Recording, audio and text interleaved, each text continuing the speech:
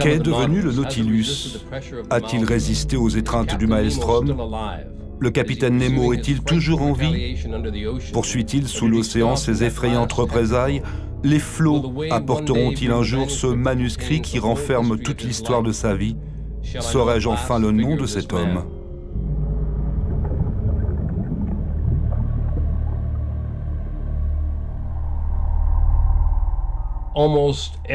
Presque tout ce qui est réalisé aujourd'hui sous les mers, grâce à la technologie sous-marine, a été imaginé par Jules Verne.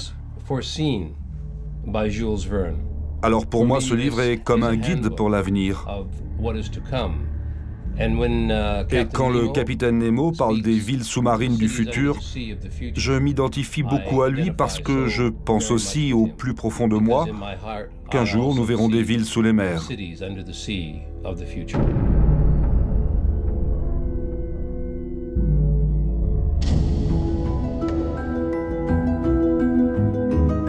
Sur la côte ouest du Canada, dans la province de Colombie-Britannique, il existe un homme qui ne s'est jamais remis de ses lectures d'enfance.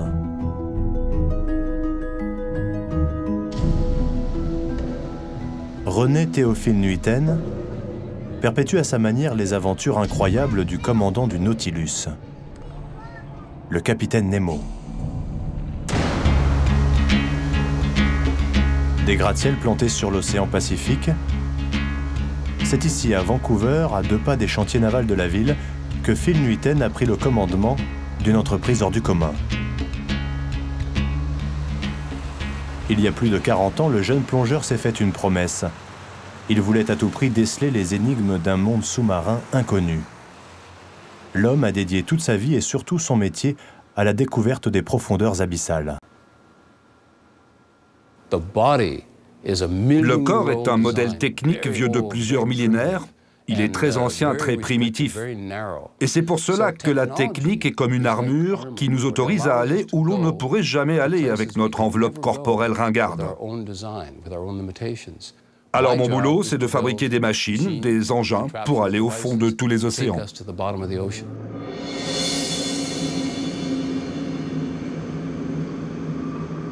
Peu à peu et à quelques détails près, Phil Nuiten s'est construit un monde identique à celui de son héros vernien de 20 milieux sous les mers.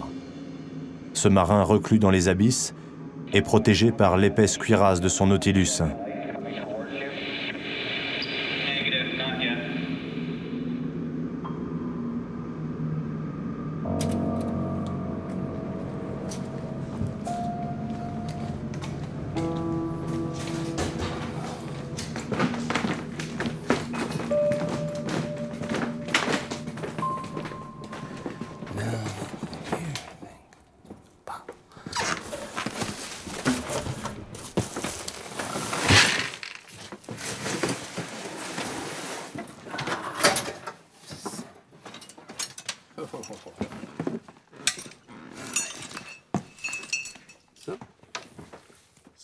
Oh, look. This is oxygen rebreather. Ça, c'est un mélangeur d'oxygène. Je l'ai fabriqué quand j'avais 12 ou 13 ans. À l'intérieur, il y a une petite boîte en métal pour respirer. L'oxygène se trouve ici, et pour l'envoyer, il suffit de faire cela. Inspiration, expiration. Voilà, tout se faisait à la main et ça marchait bien. Avec cet appareil, je pouvais rester 40 minutes sous l'eau, enfin de 30 à 40 minutes. Je voulais construire quelque chose de nouveau qui pouvait me permettre de rester en bas. C'est pour cela que j'ai écrit ici, même si j'étais très jeune, expérimental. Ce sigle ESM, en fait, ne veut rien dire. Machine, d'urgence, sous-marine, mais ça avait l'air tellement bien, tellement cool, et si scientifique. Nous allons de découverte en découverte. Petit à petit, Phil nous explique sa manière de concevoir ses inventions. Il nous livre même quelques secrets de fabrication. Ne vous inquiétez pas, ça c'est du polycarbonate et ça ne cassera pas, c'est très solide. Alors je compte mettre une membrane ici, et cela va s'ouvrir et se fermer comme un parapluie.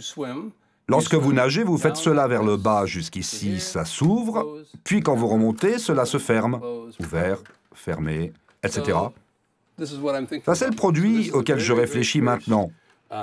C'est vraiment le tout premier essai, histoire de constater si cette idée va marcher. Ensuite, je fabriquerai le prochain modèle avec des matériaux plus doux, sans les vis et tout le reste. Avec ça, j'espère inventer une palme qui sera très large au coup de pied vers le bas et très étroite lorsque le pied remonte.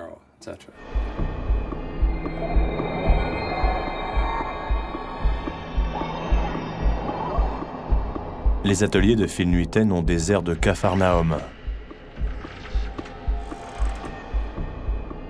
Ici et là sont entassés des centaines de souvenirs, des restes d'exploration ou encore quelques anciens trophées sous-marins.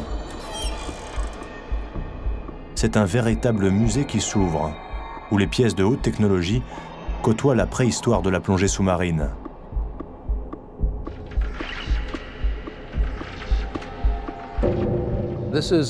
Voici l'Aquarius, un sous-marin pour 3 personnes.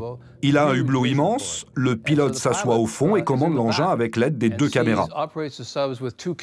On l'utilise beaucoup pour des travaux de surveillance, pour le département des pêches, les ponts, les quais, le passage des câbles sous-marins et de pipelines. C'est un sous-marin idéal parce qu'on peut transporter beaucoup d'équipements à l'intérieur et il peut rester sous l'eau de longues périodes. Tous ces sous-marins ont au moins 3 jours d'autonomie sous la mer, alors en cas d'urgence, nous pouvons rester immergés pendant 3 jours, mais en général, on reste 6 ou 8 heures sous l'eau.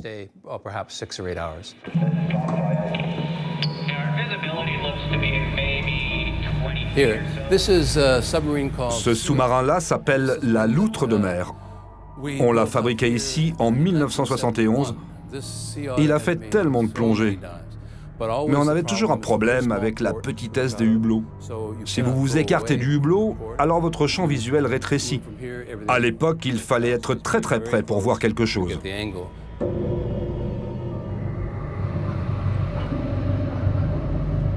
Des machines incroyables, il y en a partout. Il y en a dedans, mais il y en a aussi dehors.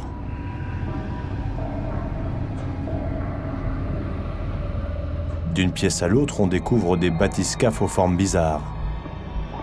Phil collectionne aussi de drôles de masques de plongée.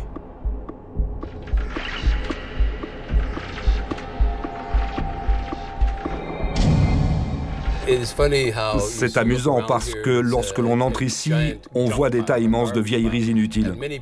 Il y en a qui disent que tout ce foutoir ressemble à l'intérieur de ma tête, parce que toutes ces vieilles choses se mélangent avec les nouvelles. Je garde tout cela pour un musée, parce que je crois que pour avancer dans la vie et connaître son chemin, il faut savoir d'où l'on vient.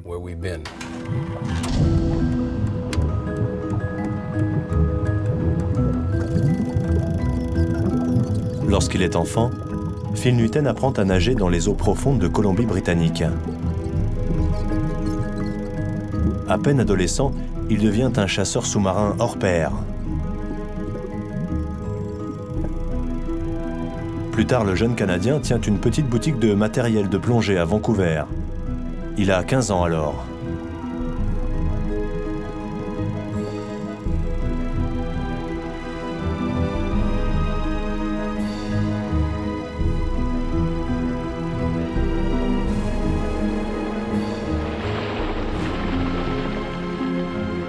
Avec sa bande de copains, ils plongent dès qu'ils le peuvent pour aller débusquer des pieuvres géantes et autres monstres marins qu'ils revendent ensuite aux aquariums de la ville de Vancouver.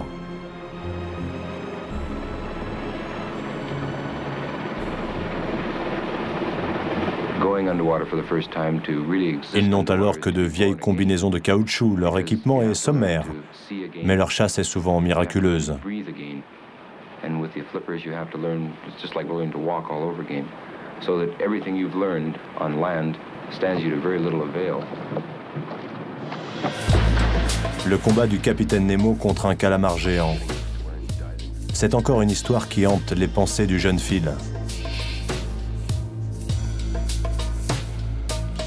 À l'époque, le garçon a une spécialité qui lui fait prendre des risques importants. Il compte parmi les meilleurs lorsqu'il s'agit de se mesurer en apnée prolongée à plus de 20 mètres de profondeur. Il est le meilleur jusqu'à ce jour, où en pleine compétition, il reste au fond, complètement inanimé.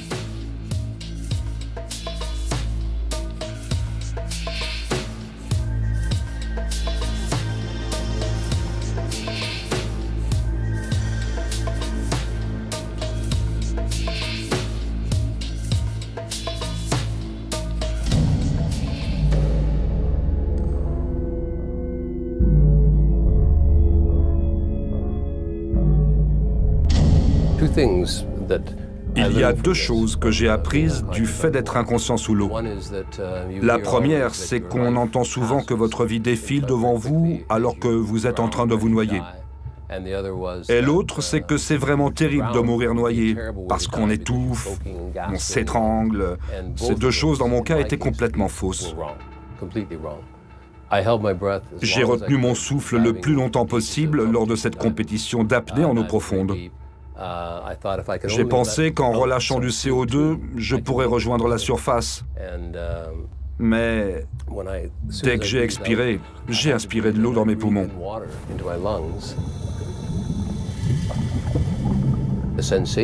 La sensation, c'était un incroyable soulagement. De l'eau froide descendait dans ma poitrine.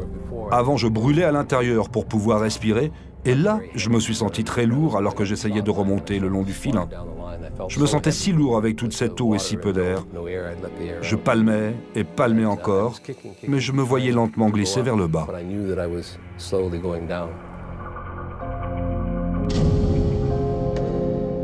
Ce jour-là, si Phil n'avait pas laissé l'eau de mer remplir ses poumons, il serait bel et bien mort.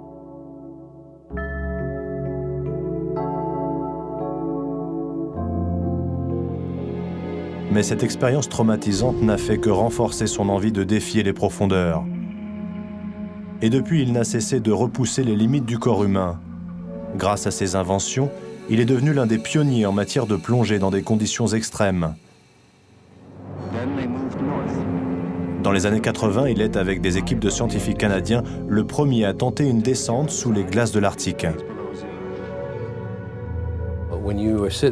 Lorsque vous êtes assis au bord du trou fait dans la glace et que vous sentez l'eau au travers du nouvel équipement que vous avez fabriqué, la plus grande peur, c'est que cela ne marche pas. Alors, le fait de se mettre sous l'eau et d'essayer, de respirer, de nager et de voir que cela marche comme vous l'aviez prévu, la sensation de libération, voire d'euphorie, est complètement là. Ensuite seulement, vous constatez que l'eau est vraiment très froide, qu'elle s'insinue dans votre combinaison. Je pouvais sentir comme une petite rivière de chaleur sur mon bras. Et bien que je suis au chaud, eh bien je sais qu'au dehors c'est glacial.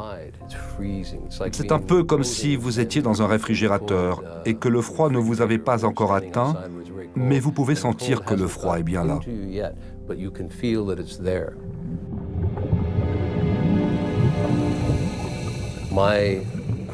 Mon plus beau souvenir de cette époque, c'est que c'était vraiment un endroit étrange, comme un autre monde. Tout n'est que glace et neige. Mais une fois dans l'eau, je ne me souviens que d'une chose. Ah, je suis si heureux que mon matériel fonctionne si bien.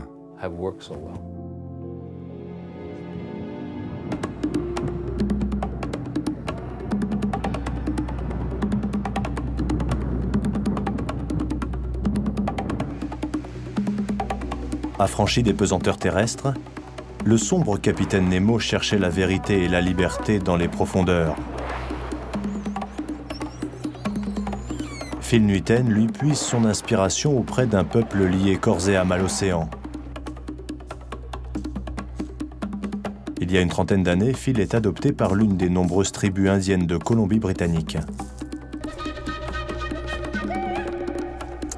Hello, Pooch. Oh, hello. Les Indiens Kwakwala vivent ici depuis des milliers d'années grâce aux richesses incroyables des eaux du détroit de Johnson. Ils sont reconnus dans la région comme les meilleurs sculpteurs de totems et de masques rituels. Issu d'une famille métisse de l'intérieur des terres canadiennes, Phil renoue ici avec une longue tradition. De temps à autre, il aime revenir sur l'île aux Cormorans. une île isolée au beau milieu d'un bras de mer, au nord-est de l'île de Vancouver.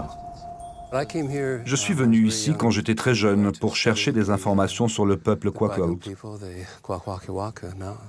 Et à ma grande surprise, bien des années plus tard, je suis revenu ici pour plonger parce que cette île a des réserves très limitées en eau douce. En fait, l'eau est acheminée jusqu'ici de l'île de Vancouver grâce à un pipeline. Alors avec l'un des très bons plongeurs professionnels de cette île, un gars nommé Barry Minton, on avait l'habitude de surveiller ce pipeline une fois par an.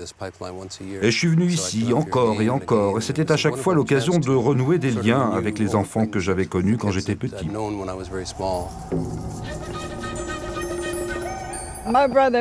Quand mon frère l'a rencontré, il a été très impressionné par Phil. Ces deux-là, je vous jure, je vais pas vous raconter tout ce qu'ils faisaient, mais bon. Ils étaient vraiment très bons amis. Et c'est mon frère qui a pensé à l'adopter.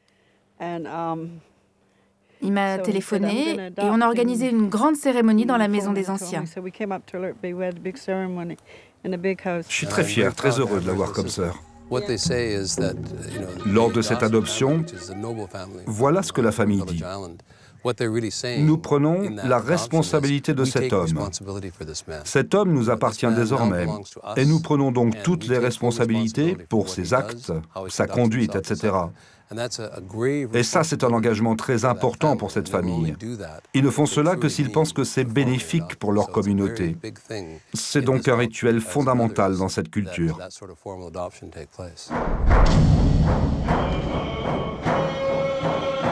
Le capitaine Nemo prenait fait et cause pour un jeune Indien pêcheur de perles. Phil Nuiten, quant à lui, se bat pour que les anciennes œuvres d'art confisquées aux Indiens, puis dispersées de par le monde, reviennent sur l'île aux Cormorans.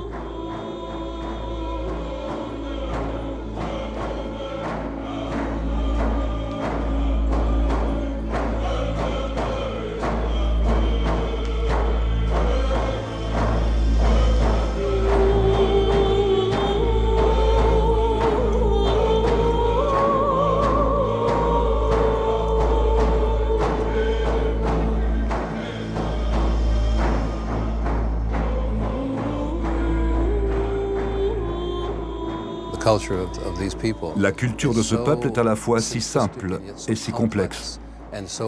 Pour moi, c'est une véritable analogie avec toutes les missions sous-marines que nous faisons de par le monde. Souvent, quand je suis sous l'eau, je pense aux cérémonies traditionnelles des potlatches, leurs chants, les danses indiennes. C'est étonnant comme tout cela prend du sens dans un endroit comme celui-ci.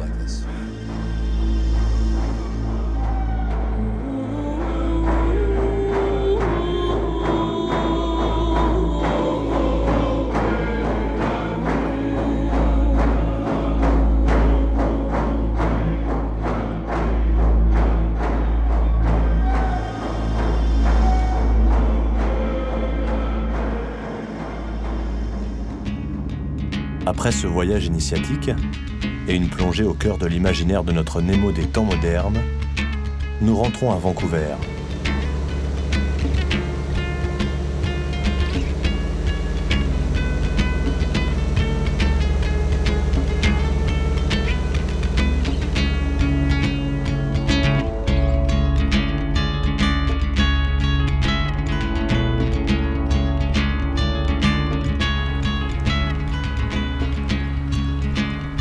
C'est ici, dans ces ateliers, que Phil met au point la plupart des engins consacrés aux travaux sous-marins. Son équipage d'ingénieurs est composé d'anciens plongeurs ou scaphandriers professionnels.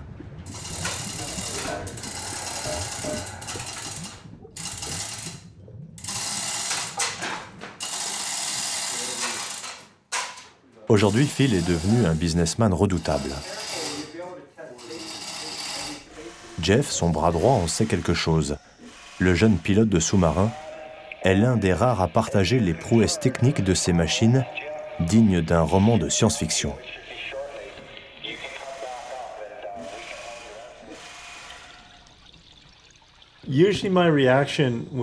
Quand Phil nous présente un dessin, en général, ma réaction, c'est la peur. Je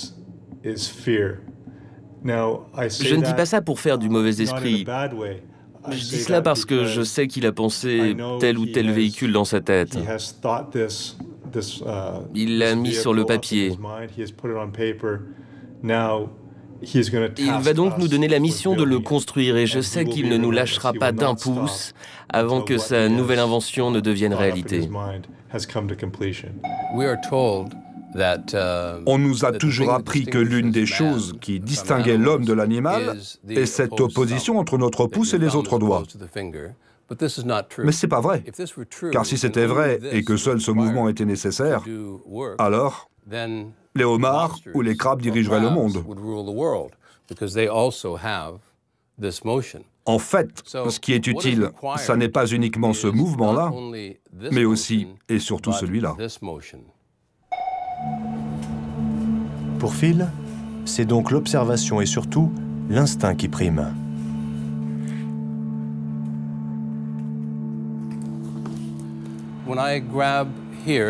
Regardez, quand je serre ici, je peux ressentir la texture et la forme exactement comme si je le faisais avec mes propres doigts. Tout ce que je fais avec ma main est relié ici avec de petites tiges d'acier.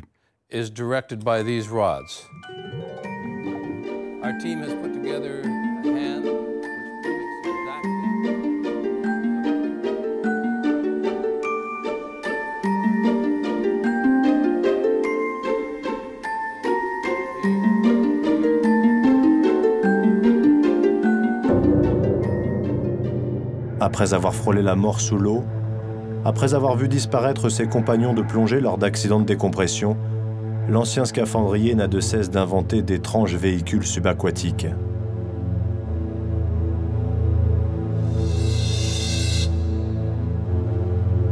Pour aller toujours plus loin et toujours plus profond sans cette angoisse de l'accident, Phil invente des combinaisons futuristes,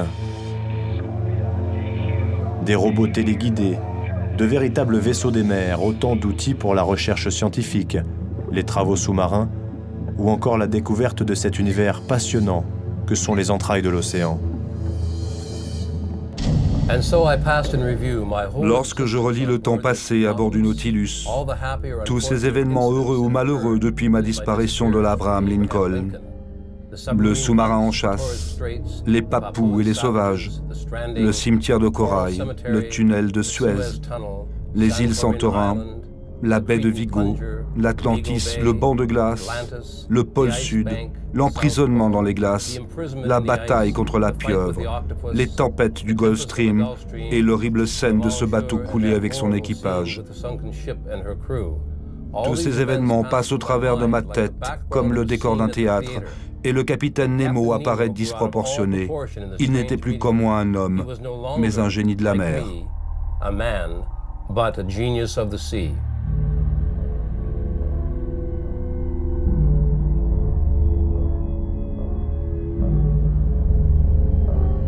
Nemo parcourait sans relâche le monde invisible des mers.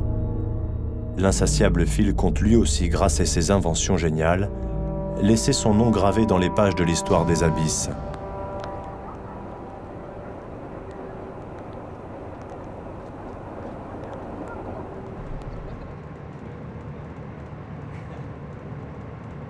Ce matin, Phil et son équipage de plongeurs quittent Vancouver, en direction des montagnes du Nord.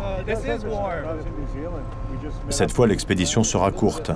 Avec le mauvais temps, ils n'auront que 2 jours pour tester les capacités d'un nouveau sous-marin de poche, le Deep Worker.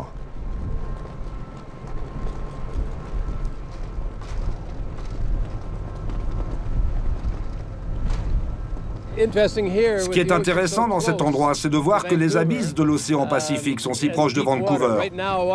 À l'instant précis, il y a 300 mètres de profondeur, alors que nous ne sommes pas très éloignés du rivage.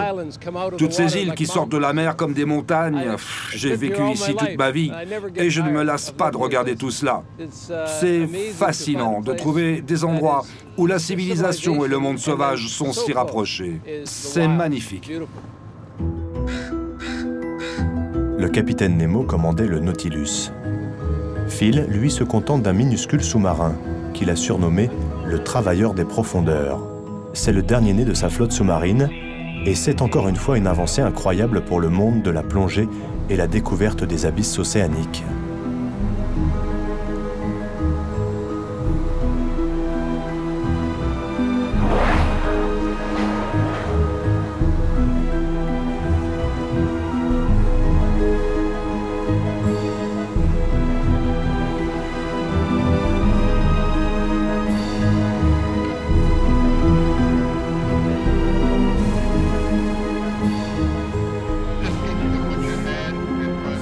l'Aquarius d'un côté et le Deep Worker de l'autre, unique en son genre. Phil orchestre la manœuvre tel un pilote de chasse avant des exercices en vol.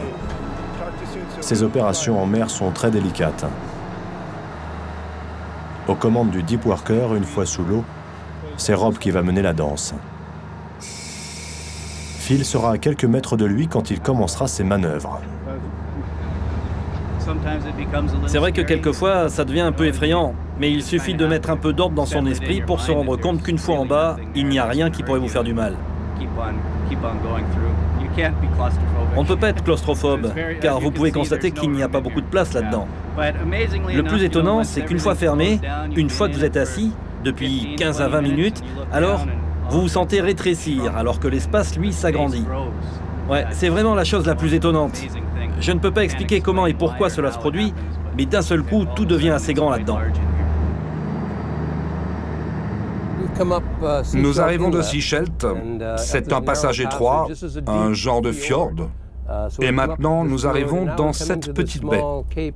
Là où il y a la flèche rouge se trouve une épave qu'on appelle la Chaudière. C'est une épave superbe. Nous allons mouiller par ici parce que cette épave représente une plateforme idéale pour stationner nos sous-marins avant les tests. Et le fait de nous trouver juste au-dessus des fonds nous évite de soulever la vase. Du coup, nous pouvons obtenir des photographies parfaites de ces essais.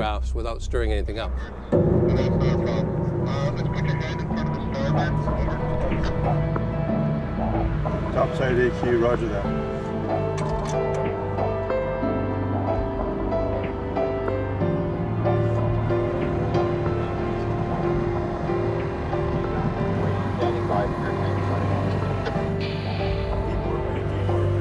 Topside, on 3 waterfronts. How do you copy? Yeah, 555, topside. Yeah, roger that, Doug. Have you seen? Le gros va essayer de passer.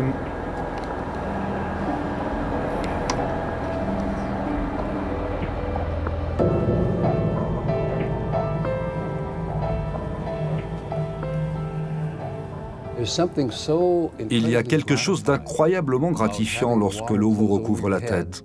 Vous fermez les yeux, vous regardez autour et là vous vous dites « Hé, ça marche, je suis vivant ». À ce moment-là, vous avez le sentiment d'avoir construit de vos mains un engin qui vous permet d'aller sous l'eau. C'est un test immédiat, sans appel. Il n'y a pas de théorie pour cela. Une fois que vous êtes en dessous, soit ça marche, soit ça ne marche pas.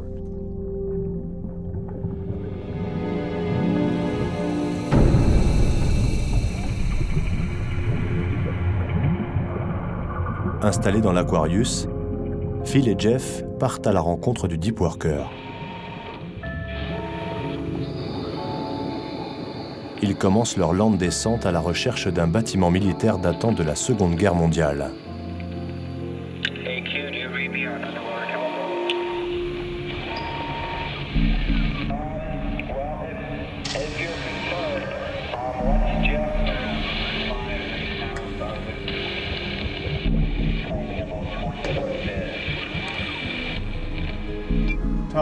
Et si l'Aquarius négatif, je n'ai pas encore l'épave en vue pour l'instant.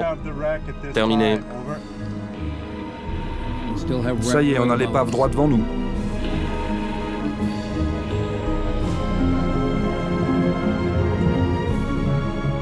Le navire est couché sur son flanc. On distingue à peine ses canons et sa cheminée.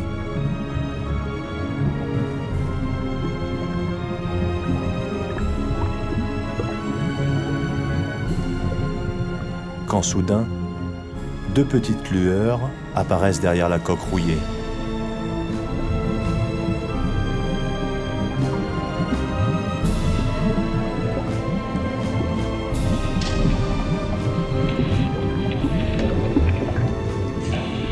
HPO2 2400 LP08.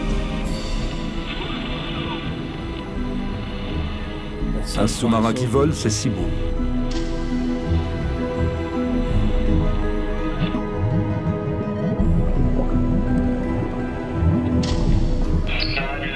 je te reçois, je reste en alerte.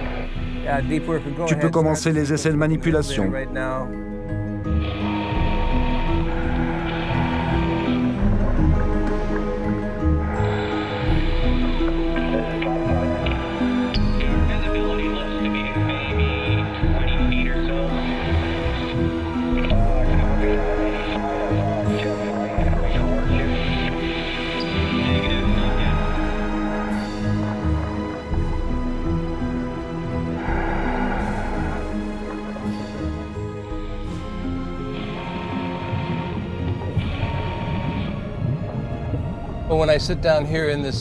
Regardez, quand je suis allongé dans ce sous-marin, je n'ai rien sur le visage, rien dans la bouche. C'est comme si j'étais à la surface.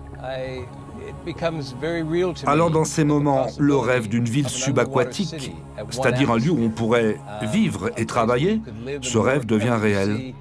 Cela relève bien sûr de la science-fiction, mais ici, au fond de la mer, dans ce sous-marin, avec le Deep Worker à l'extérieur, qui stationne sur le pont d'une épave, soudainement, il ne me semble plus que cela soit un si grand rêve, une si grande étape à franchir. Peut-être que cela arrivera bien plus tôt qu'on ne le pense.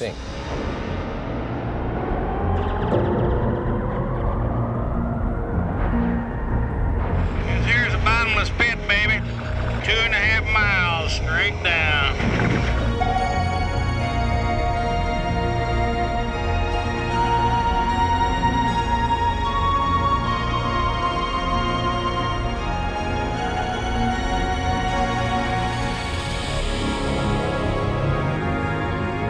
Vivre sous la mer comme sur Terre. Voici le grand rêve de Phil.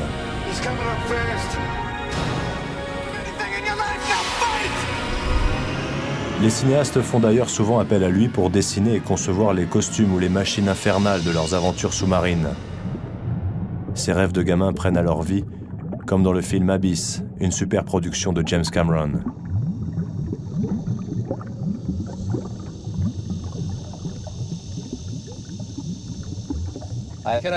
Je me demande souvent qu'aurait pensé le capitaine Nemo de tout cela. Mais plus important encore, qu'aurait donné Jules Verne pour être dans la position où je me trouve actuellement. Être là, au fond de l'océan, et regarder à travers cette grande bulle. C'est tout de même un décor qu'il a vu uniquement dans son imagination. Alors voir ces choses qu'il a vues dans son esprit, les voir pour de vrai, j'imagine qu'il aurait donné n'importe quoi pour voir ça.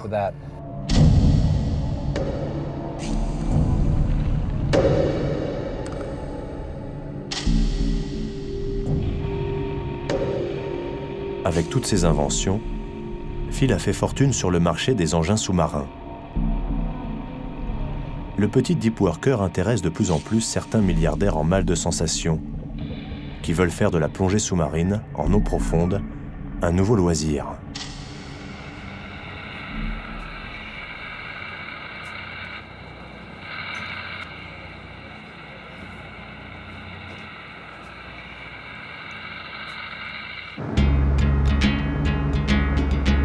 En attendant que des villes tout entières surgissent dans l'obscurité des océans, il est grand temps que Phil rentre à Vancouver afin de poursuivre ses recherches interminables.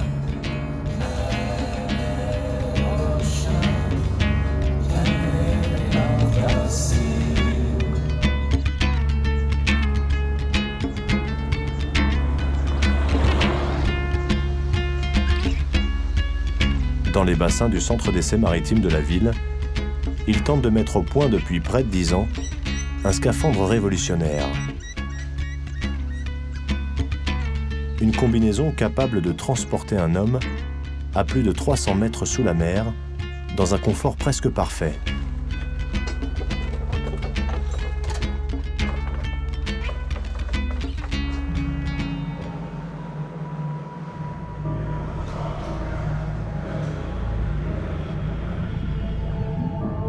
Après la conquête de l'espace, la guerre des profondeurs. Phil travaille sans relâche parce qu'il sait qu'un jour, les fonds marins deviendront un enjeu économique colossal. Et ce jour-là, il compte bien être en première ligne.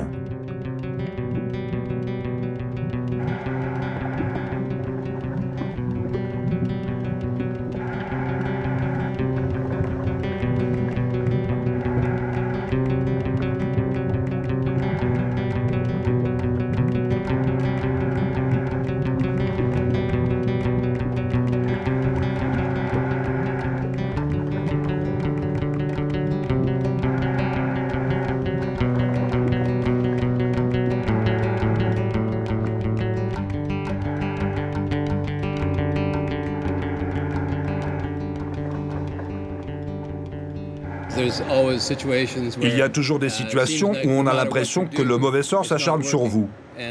Mais si vous arrivez ne serait-ce qu'une seule fois à faire marcher votre invention, alors le système fonctionnera. Ce matin, on a vu une nage parfaite, alors c'était bon.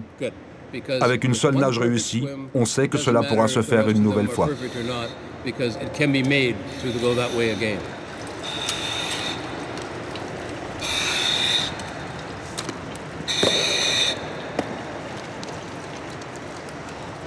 On dit que c'est un peu comme des canards qui vous pincent les doigts. C'est très difficile de faire mal à quelqu'un de cette manière, mais petit à petit, ils finissent par vous manger tout entier.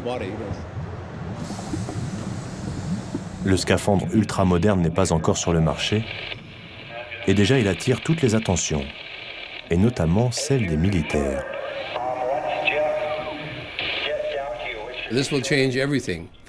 Cette nouvelle combinaison va tout changer pour les plongeurs militaires. Ils ne seront plus esclaves de la pression, de la décompression. Ils pourront rester sous l'eau pendant de très longues périodes. Par exemple, ils pourront quitter un sous-marin nucléaire, se rendre discrètement jusqu'au rivage avec un petit moyen de propulsion. Il y a quelques années de cela, nous avons rencontré pas mal de mercenaires, des soldats de fortune. Je leur ai demandé « Pourquoi est-ce que vous portez autant d'intérêt à posséder cette combinaison pour une ou deux personnes et pourquoi pas pour tout un régiment ?» Ils m'ont répondu « Il suffit d'avoir une ou deux personnes bien équipées au cœur de la bataille et c'est gagné. »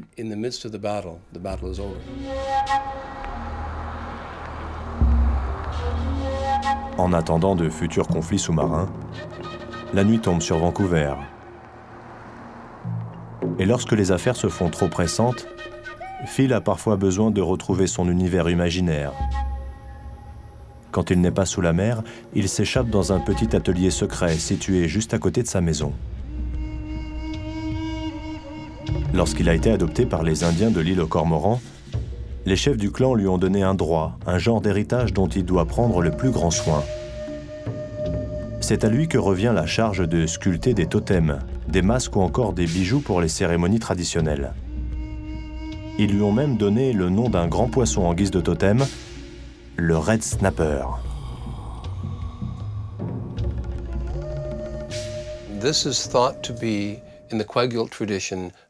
Dans la tradition des Indiens Kwakult, on pense que c'est le roi du monde sous-marin. La raison, c'est que la couleur de ce poisson sous l'eau est comme le cuivre. Et tout le poisson sera recouvert de cuivre de cette couleur-là. Chez les Kwakult, la personne qui possède le plus de cuivre, comme par exemple ces plaques rituelles, est considéré comme l'homme le plus riche du village. Alors, par extrapolation, ils disent qu'un poisson recouvert de cuivre doit être le roi du monde sous-marin. Et figurez-vous que mon nom traditionnel est Klaxom, ce qui signifie Red Snapper.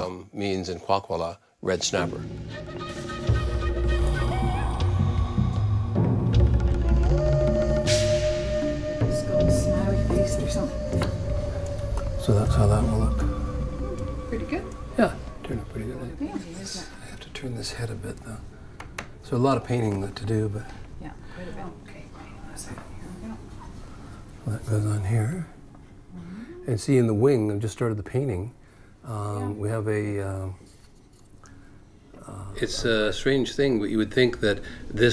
On peut penser que cet art primitif, cette discipline très rigide qui remonte à des milliers d'années, est très différente des technologies sous-marines dernier cri. Mais pour moi, ces deux choses se rejoignent complètement. Parce que lorsque je sculpte, je me surprends à rêver à des créatures sous-marines. Je dessine alors un poisson, un aigle marin, et je pense à eux sous l'eau. Et puis parfois, lorsque je suis dans mes sous-marins et que j'attends par exemple qu'on veuille bien bouger la grue avant de descendre, eh bien je pense à la danse, je pense à mes masques ou je ne sais quoi encore. Il y a longtemps, les Indiens croyaient qu'un monde subaquatique existait, un monde semblable à notre monde en surface. Ils pensaient aussi que chaque animal et chaque être humain possédait un double sous l'eau.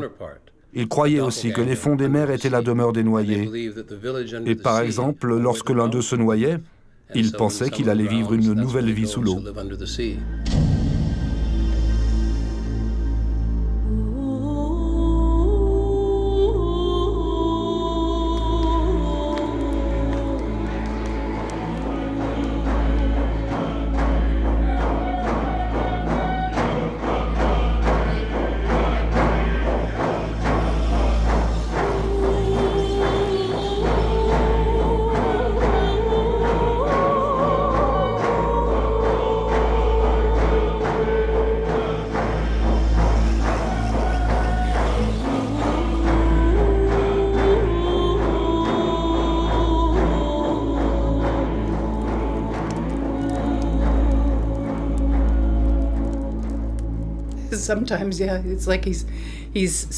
De temps en temps, c'est vrai qu'il est si pris par les choses qu'il fait, il ne se rend plus compte de ce qui se passe autour de lui.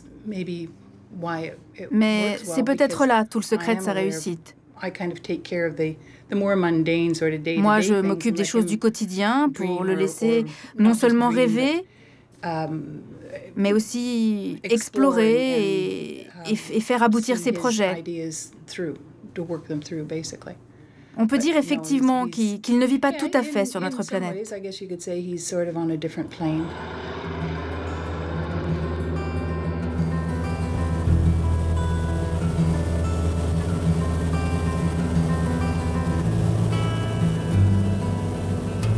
À défaut de vivre sous l'eau, Phil et Mary, sa femme, s'envolent vers une petite île boisée située à 20 minutes de leur maison de Vancouver.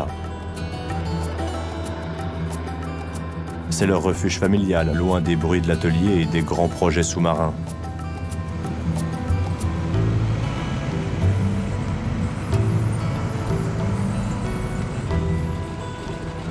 À l'image de Nemo, le commandant du Nautilus, notre inventeur s'est trouvé une île mystérieuse, un endroit retiré du monde.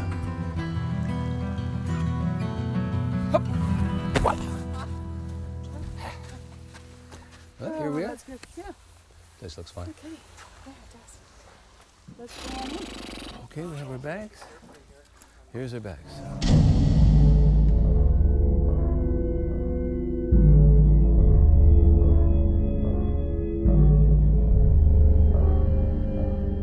Quand je relis ce livre et toutes les aventures étranges du Nautilus, du personnage Conseil, du Canadien Ned et bien sûr de Nemo et de son équipage, je ne peux m'empêcher de penser à ma propre aventure autour du monde, à toutes ces plongées un peu partout, de l'Arctique canadien sous les glaces jusqu'au golfe du Mexique, de la côte pacifique d'Amérique du Nord aux côtes de l'Atlantique, de la France et de la Méditerranée, des plongées aux Fidji, à Tahiti, en Australie. Les gens me demandent souvent, mais quel est votre endroit préféré? Bien là, je dois admettre que mon lieu préféré a toujours été ici, en Colombie-Britannique, sur cette île de Galliano qui est pour moi le plus bel endroit du monde.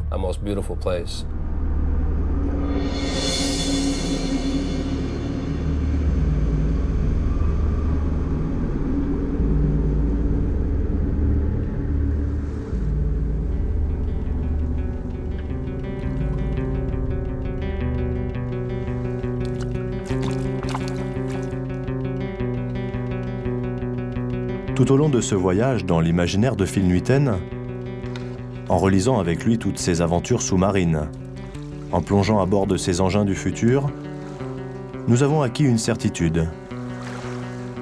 L'esprit du capitaine Nemo est bel et bien vivant.